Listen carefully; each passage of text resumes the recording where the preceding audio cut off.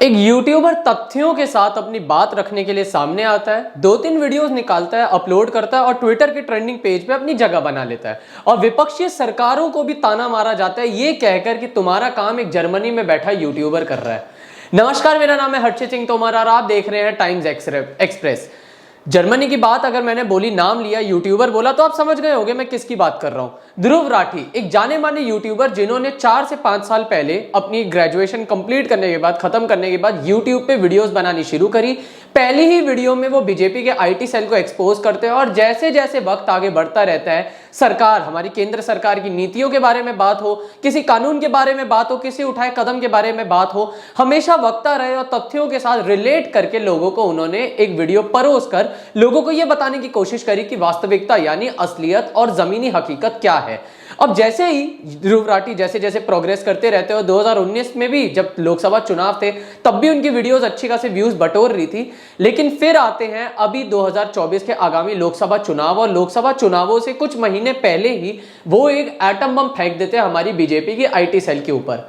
आप देख रहे होंगे बीते कुछ महीनों में किस तरीके से जैसे जैसे चुनाव नजदीक आ रहे हैं, ऐसा कहा जा रहा है कि केंद्र सरकार के इशारों पे ईडी सीबीआई ने अचानक से विपक्षी सरकारें और विपक्षी पार्टियों के नेताओं के घरों में और दफ्तरों में रेड मारकर उन्हें जेल में डालने का काम शुरू कर दिया है। और इसका सबसे बड़ा उदाहरण तो अभी हमारे दिल्ली के मुख्यमंत्री अरविंद केजरीवाल के साथ हुआ है। अब भले ही अरविंद केजरीवाल दोषी हो, ये जो हमारा पूरा का पूरा लिकर स्कैम यानी ये जो शराब घोटाला हुआ है उसमें दोषी हो, आरोपी हो, सिद्ध तो नहीं हुआ है, तो उसके बाद जब उन्होंने इससे पहले डिप्टी सीएम मनीष सिसोदिया को भी गिरफ्तार किया था, तो इन सबको अच्छे खासे तरीके से बना के एक डिक्टेटरशिप नाम की वीडियो निकाली थी यूट्यूबर ध्रुव राठी ने। और ध्रुव राठी ने यह बताया कि किस तरीके से लोकतंत्र की हत्या हो रही है और तानाशाही बढ़ रही है। यानी अब यहां तक कि वो एक मल्लिकार्जुन खड़गे जो कांग्रेस के इस समय के अध्यक्ष हैं, उनका एक बयान भी अपनी वीडियो में उसको रिलेट करके बताते हैं कि 2024 के लोकसभा चुनाव आखिरी चुनाव है, क्योंकि इसके बाद यहां पे तानाशाही शुरू हो जाएगी, चुनाव होंगे ही नहीं।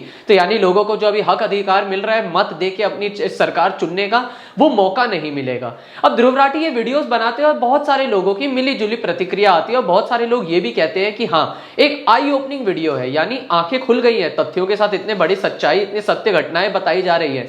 लेकिन कुछ लोगों का स्तर ट्विटर पे इस कदर गिर गया कि यूट्यूबर ध्रुव राठी की जो बीवी है जूली एल्बिया नाम से, जूली, जिनसे वो अपने ग्रेजुएशन के दिनों में मिले थे, उसको पाकिस्तानी बोल दिया ट्विटर पे। या आप ट्विटर पे बहुत सारे ट्वीट्स भी देख सकते हैं, जैसे बताया जा रहा था कि ध्रुव राठी की बीवी पाकिस्तानी है, पाकिस्तानी कन्वर्टेड है, और बहुत सारे लोग ये तक बोल रहे थे, ये आपत्तिजनक टिप्पणियां भी दे रहे थे कि ध्रुव राठी की बीवी का दाऊद इब्राहिम के साथ उठना बैठना है। अब हम जैसे लोग, आप जैसे लोग समझदार लोग हैं, तो समझदार को इशारा ही काफी है। हम जब ये वीडियोस और ये ट्वीट देखेंगे हम कहेंगे अरे ऐसे कार्टूनी बातें कर रहे हैं, चलो एक कान से सुनो दूसरे कान से निकाल दो।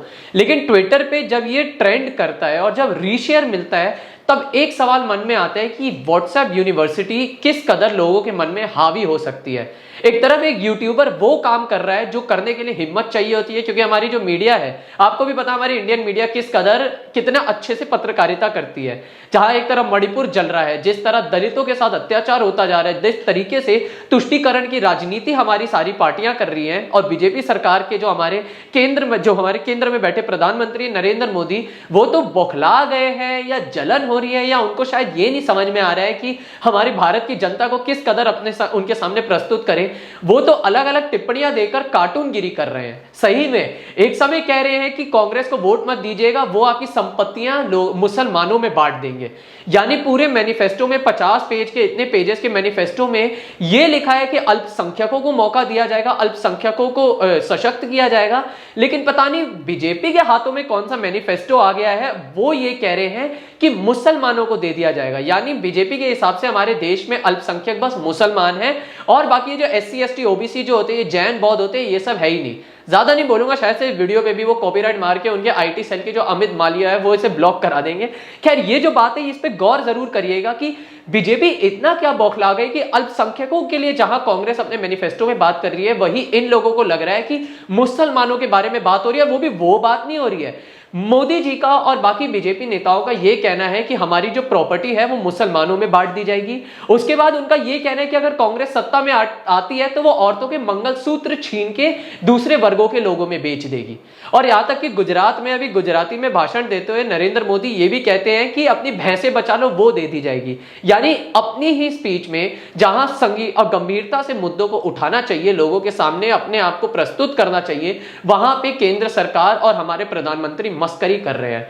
और ये जो सारी के सारे मिश्रण है, जहां एक तरफ हम कोशिश कर रहे हैं, यूट्यूबर्स कोशिश कर रहे हैं, इंडिपेंडेंट पत्रकार कोशिश कर रहे हैं कि आप तक सच्चाई पहुंचाए, वहां व्हाट्सएप यूनिवर्सिटी किस कदर हावी हो सकती है उसका हम जीता जागता उदाहरण कल यानी 1 मई को देख सकते थे। 1 मई को हमारे दिल्ली एनसीआर का एक बहुत बड़ी यूनिवर्सिटी है गलगोटिया यूनिवर्सिटी। सैकड़ों में ये जो गलगोटिया यूनिवर्सिटी के छात्र होते हैं, ये सब कांग्रेस दफ्तर के बाहर जाकर विरोध करते हैं कांग्रेस के खिलाफ, ये कह के कि कांग्रेस इनहेरिटेंस टैक्स यानी विरासत कर लागू कर देगी। विरासत कर लागू करने की वजह से इन सबकी जो संपत्तियां होगी वो मुसलमानों के नाम कर दी जाएगी, यानी मुसलमान जो है और जो बाकी अल्पसंख्यक हैं उनके नाम कर दी जाएगी। ये जो पूरी की पूरी विरासत कर है इनहेरिटेंस टैक्स के नाम पे। और ये मैं नहीं कह रहा हूं, जब आप विजुअल्स देखेंगे गलगोटिया यूनिवर्सिटी के छात्र जिस कदर प्रोटेस्ट कर रहे हैं उसमें लिखा हुआ है इनहेरिटेंस टैक्स के खिलाफ, विरासत कर के खिलाफ, ऐसे ऐसे करके। चलिए ठीक है, बच्चे हैं बेचारे, अपना जवान खून दिखाना चाहते हैं और भारत का भविष्य है तो उनको क्यों ना मौका दिया जाए अपनी बात को लेकर अभिव्यक्त होने का। लेकिन हालात पता है कब हमें ठासी ठिठोली में लाते हैं, जब इंडिया, यहाँ पे सिर्फ आज तक की मैं बात नहीं कर रहा, और भी 1-2 चैनल्स है, वैसे आज तक पे क्या हुआ, एक रिपोर्टर गए बच्चों से पूछ रहे थे कि आप यहाँ पे क्यों प्रदर्शन कर रहे हैं, आपके प्रदर्शन का असल मुद्दा क्या है। आपको पता है बच्चों ने क्या बोला, मैं आपको बताता हूँ। उनसे यह पूछा गया कि इनहेरिटेंस टैक्स क्या होता है। सीधी सी बात है, इनहेरिटेंस टैक्स यानी विरासत कर के खिलाफ अगर आप प्रदर्शन कर रहे हो तो आपसे पूछना बनता है। उनसे पूछा जाता है कि इनहेरिटेंस टैक्स क्या होता है, तो वो कहते हैं अर्बन नक्सल। मतलब समझिए उन्हें यही नहीं पता कि इनहेरिटेंस टैक्स को अर्बन नक्सल कहा जा रहा है। और यहां तक कि वो मैनिफेस्टो को यूनिफेस्टो बोल रहे हैं। मतलब स्लिप ऑफ टंग की भी ऐसी हद होती है कि इतने बड़ा वो प्रदर्शन कर रहे हैं कांग्रेस दफ्तर के बाहर, और मैक्सवेल, अर्बन नक्सल को मैक्सवेल कह रहे हैं, मैनिफेस्टो को यूनिफेस्टो कह रहे हैं। यहां पे इन बच्चों की गलती नहीं है, ये गलती है उन व्हाट्सएप फॉरवर्ड, उस व्हाट्सएप यूनिवर्सिटी की, जिन्होंने इन बच्चों को इस कदर ब्रेन वॉश कर दिया है कि जहां इन बच्चों को स्किल्स पे काम करना चाहिए, अपने आप को सशक्त करने के लिए काम करना चाहिए, करियर डेवलपमेंट में काम करना चाहिए, और अगर वो सरकारी नौकरी की तरफ जा रहे हैं तो रोजगार के लिए सवाल उठाने चाहिए। क्योंकि लाखों पद, लाखों केंद्र स्तर पर जितने भी केंद्र सरकारी नौकरियां हैं उन सबके पद खाली पड़े हैं। उसका सवाल जहां उन्हें उठाना चाहिए, वहां ये इनहेरिटेंस टैक्स के खिलाफ प्रदर्शन कर रहे हैं और अर्बन नक्सल बोल रहे हैं। हमारे यहाँ पे मैक्सवेल, अर्बन नक्सल को मैक्सवेल बोल रहे हैं ये बच्चे, और मैनिफेस्टो को यूनिफेस्टो कह रहे हैं। मतलब जो मुद्दे उठाने चाहिए, इतने बच्चे, इतने पेपर लीक हो रहे हैं हमारे देश में, इतने बच्चे धरने प्रदर्शन पे बैठते हैं। अभी हमारे दिल्ली में एसएससी के दफ्तर के बाहर, जेएलएन स्टेडियम के सामने एसएससी के दफ्तर के बाहर बच्चे एसएससी के कट ऑफ की मांग के लिए सैकड़ों की तादाद में गए थे। क्या इनमें से एक भी बच्चा उनके समर्थन में गया? लेकिन इन बच्चों को क्या करना है, कांग्रेस के यूनिफेस्टो, मैं भी बिगड़ गया, कांग्रेस के मैनिफेस्टो के खिलाफ आवाज उठानी है, वो भी वो मैनिफेस्टो, क्योंकि कांग्रेस के तो खुद, अभी यहाँ पे देखिए, अभी हम आपके आगे एक बाइट लगाते हैं। ग्रेटर नोएडा की तरफ एक प्राइवेट यूनिवर्सिटी है गलगोटिया यूनिवर्सिटी के नाम से, तमाम तरह के कोर्सेज है, और जैसे कि प्राइवेट यूनिवर्सिटीज होती है खूब महंगी यूनिवर्सिटी है। सबसे सस्ता 3 साल का जो कोर्स है उसकी ट्यूशन फीस 50,000 रुपए सालाना है, मतलब 3 साल में करीब 1.5 लाख रुपए, वो एग्जामिनेशन फी मिला के करीब 2 लाख से थोड़ा ऊपर। और इसमें मैं हॉस्टल की, रहने की, खाने पीने की फीस नहीं जोड़ रही हूँ, तो एक महंगी यूनिवर्सिटी है। खैर, यहाँ के बच्चे आज कांग्रेस के दफ्तर धरना प्रदर्शन करने आए, हाथों में तख्तियां वगैरह ली हुई थी, कुछ नारेबाजी भी करने की कोशिश की जा रही थी।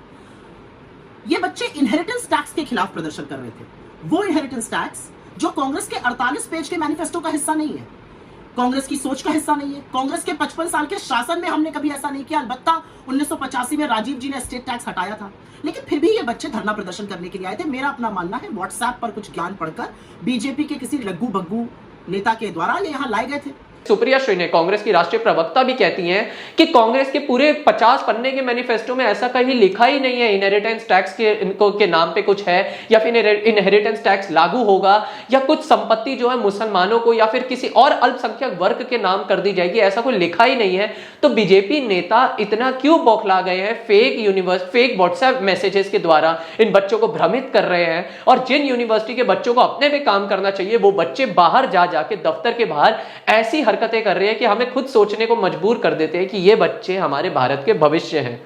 व्हाट्सएप यूनिवर्सिटी से बच्चों को जरूर निकालिएगा। और ये जो अगर कुछ ध्रुव राठी, वैसे तो बहुत सारे लोगों का ये भी कहना है कि ध्रुव राठी भी एक तरफा तथ्यों के साथ वीडियोस बनाते हैं, अगर ऐसा भी है तो उनको गलत साबित करने के लिए बातें करिए ना, ऐसे एकदम आउट एंड नोवेयर बात लाने का क्या फायदा होता है।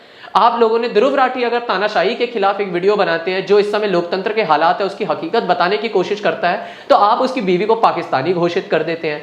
जो हमारे यहाँ पे अभी आप देखेंगे सुधांशु त्रिवेदी और अमित मालविया के तो गलगोटिया यूनिवर्सिटी के मालिकों के साथ और बच्चों के साथ तो वैसे ही बहुत अच्छे रिश्ते हैं, हमने फोटोज में देखा है। आप लोगों ने बस भेजी थी क्या उन बच्चों को वहां से कांग्रेस दफ्तर तक लाने के लिए? ये वही बीजेपी है क्या जिन्होंने अभी प्रज्वल रेवन्ना को भी इतने सारी लड़कियों के साथ यौन उत्पीड़न करके जिनकी वीडियो वायरल हुई थी, उनको यहां से छुपाने के लिए, लोगों से और केस से दबाने के लिए विदेश भेज दिया? ये वही वाली ट्रांसपोर्टेशन सर्विस चला रही है बीजेपी कि दोषी है, दोषी को बाहर भेज दो, और जिन लोगों के खिलाफ आवाज उठानी है, कोई मुद्दा तो है नहीं, आप विपक्षी सरकारों को घेर नहीं सकते, विपक्षी नेताओं को घेर नहीं सकते, तो चलिए बच्चों को भी यहां से वहां कर देते हैं।